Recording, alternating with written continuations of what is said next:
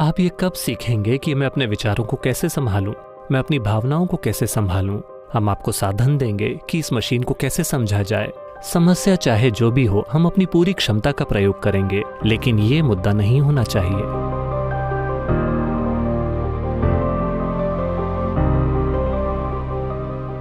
जीवन में ऐसे कई मौके आते हैं जहां हमें लगता है कि हम उदास हैं, हम अकेले हैं और हर कोई हमारे खिलाफ है। कोई भी नहीं जो हमारा मार्गदर्शन करे या हमसे बात करे। तो उस समय हमें इसे कैसे संभालना चाहिए या इससे कैसे निपटना चाहिए? देखिए, ये एक दुर्भाग्यपूर्ण स्थिति है जिसमें ढेर सारे लोग हैं। अपने अनुभव में, उनके अपने व्यक्तिगत अनुभव में जीवन कुछ ऐसा है, मैं बनाम ब्रह्मांड। ब्रह्मांड के साथ मुकाबला करना एक बेवकूफ़ी भरा काम है। आपको इस मुकाबले में नहीं पड़ना चाहिए।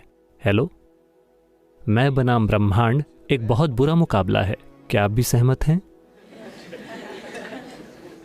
तो योग इसीलिए है।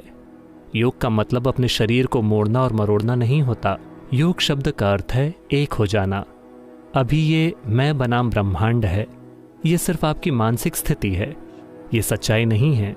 जब आप बिल्कुल अकेला महसूस करते हैं कि आप फिर भी सांस ले रहे हैं, तो आप दुनिया के साथ लेन देन कर रहे हैं, है ना? आपकी बस अपने आसपास के लोगों से नहीं पड़ती, लेकिन वातावरण से आपको कोई दिक्कत नहीं है, भोजन से कोई दिक्कत नहीं है, अगर उसका स्वाद अच्छा हो तो पानी से कोई दिक्कत नहीं है। आप दुनिया के साथ लेन देन कर रहे हैं, है ना? आपका अस्तित्व लगातार ब्रह्मांड के साथ जुड़ा हुआ है, लेकिन आपका मन ब्रह्मांड के खिलाफ हो जाता है। अगर आप ऐसी मानसिक स्थिति बनाते हैं कि आप ब्रह्मांड के खिलाफ हैं या आप ब्रह्मांड या सृष्टि के साथ मुकाबले में हैं, तो जाहिर है कि आप छोटी छोटी बातों पर कुचला हुआ महसूस करेंगे। छोटी छोटी चीजें आपको कुचल देंगी। जब मैं कहता हूं छोटी चीजें, शायद आप अपनी परीक्षा में फेल हो गए, शायद आपको इस यूनिवर्सिटी से निकाल दिया गया, शायद आपको नौकरी से निकाल दिया गया, शायद किसी ने आपको धोखा दे दिया, शायद ऐसा कुछ और हुआ। ये सब जीवन और मृत्यु के बीच की छोटी छोटी चीजें हैं, क्योंकि आप यहां खाली हाथ आए थे, है ना?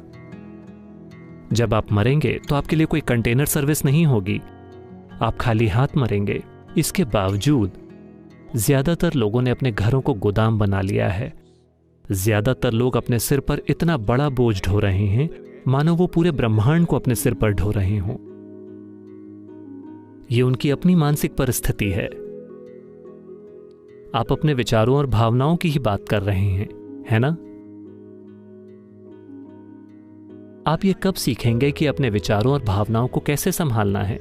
इनके नहीं, इनके नहीं, इनके नहीं, आपके। आप ये कब सीखेंगे कि मैं अपने विचारों और भावनाओं को कैसे संभालूं अपने जीवन के अंत में?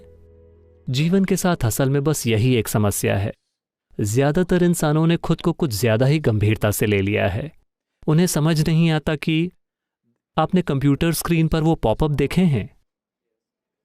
आप इस ग्रह पर एक पॉपअप हैं। आप 2 सेकंड के लिए पॉपअप होते हैं और पॉप आउट हो जाते हैं। नहीं नहीं, आपको देखना चाहिए। आपकी और मेरी तरह के अनगिनत लोग इस धरती पर चले हैं। वो भी बड़े लोग थे। वो कहाँ हैं? सब सतह की मिट्टी बन गए। बन गए कि नहीं?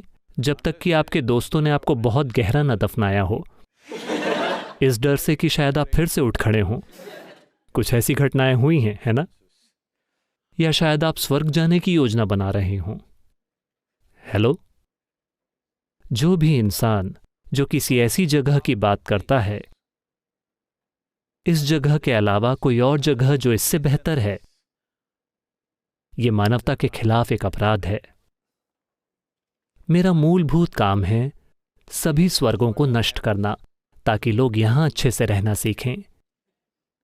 वे सभी बेवकूफ जिन्होंने खुद को नरक बना रखा है, वो स्वर्ग जाना चाहते हैं। उन्होंने इस जगह को खराब कर दिया और अब वो स्वर्ग जाना चाहते हैं। मैं आपसे पूछ रहा हूं, क्या आपके पास कोई सबूत है?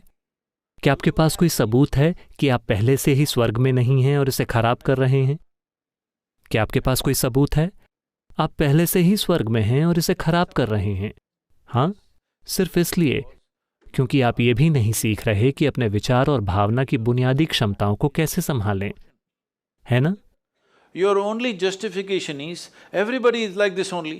That's how it is in a madhouse.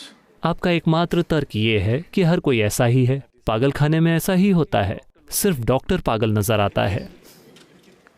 तो आप इसे कब संभालेंगे? आराम से 60 की उम्र में?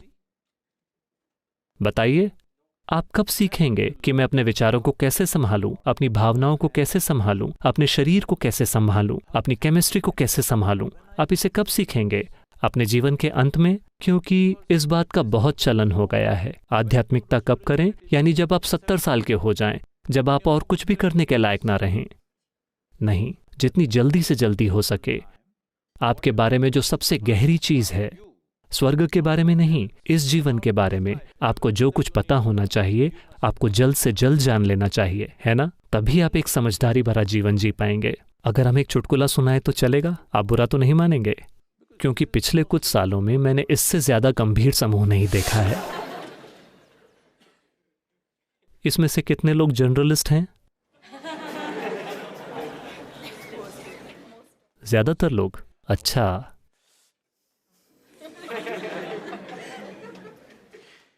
ऐसा हुआ।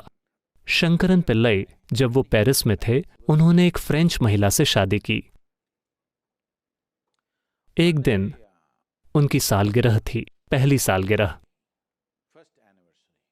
तो उनकी पत्नी ने कई दोस्तों को आमंत्रित किया और वो सब कुछ वाकई ताज़ा बनाना चाहती थी, हर चीज़ फ्रेश।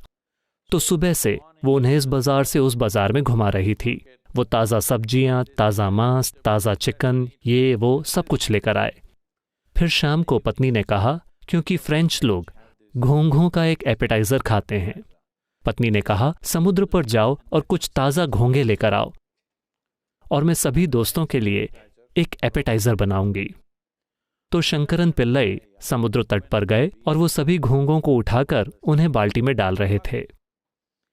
फिर उन्हें एक पुराना दोस्त मिला, एक भारतीय दोस्त। वो बहुत खुश हो गए और वो अपने पुराने समय के बारे में बातें कर रहे थे। शंकरन पिल्लई भूल गए कि वो शादीशुदा हैं। जब आप पुराने दोस्तों से मिलते हैं तो ऐसा होता है। और दोनों एक बार में गए और उन्होंने कुछ पैक पिए और वो भूल ही गए। फिर उन्हें याद आया घोंघे बाल्टी से बाहर निकल रहे थे और टक, एक घोंघा बाल्टी से बाहर गिर गया। फिर उन्हें याद आया, हे भगवान, मुझे घोंघे ले जाने थे, मेरी पत्नी, फ्रेंच पत्नी इंतजार कर रही है। तो उन्होंने कहा मुझे जाना होगा, तब तक पहले ही बहुत देर हो चुकी थी। वो गए। वो जानते थे कि ये खुशनुमा नहीं होगा।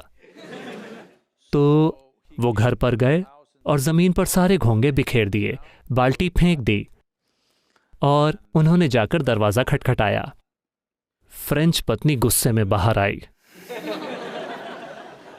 शंकरन पिल्लई ने पीछे मुड़कर कहा, आगे बढ़ो घोंघो, हम बस पहुंच ही गए, चलो आगे बढ़ो।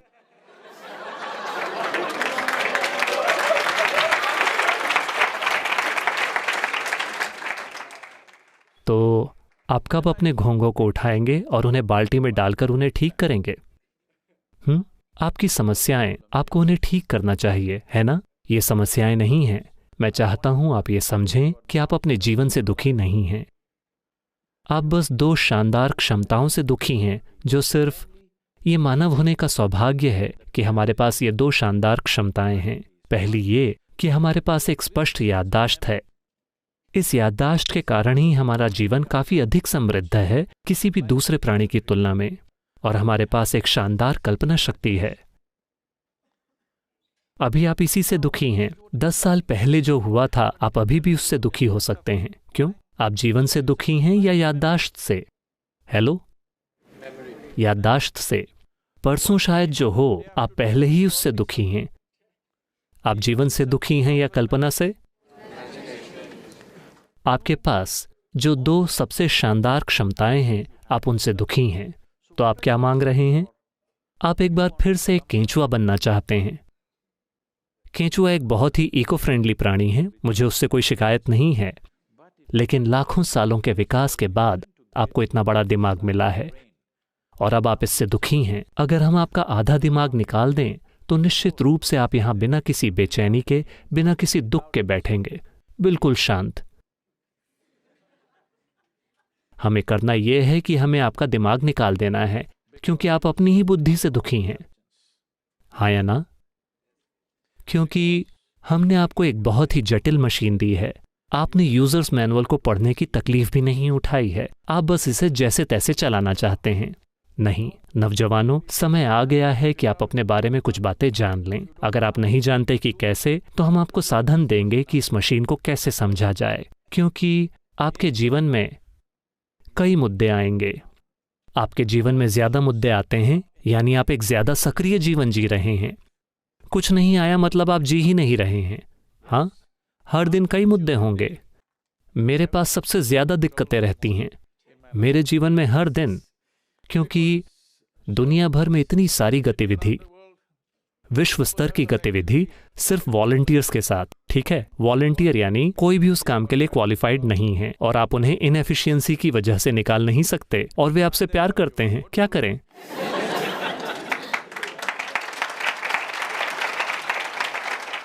ये एक बात आपको पक्की करनी चाहिए कि आपके जीवन में आप खुद मुद्दा नहीं हैं। ठीक है, समस्या चाहे जो भी हो, हम अपनी पूरी क्षमता का प्रयोग करेंगे, लेकिन ये मुद्दा नहीं होना चाहिए।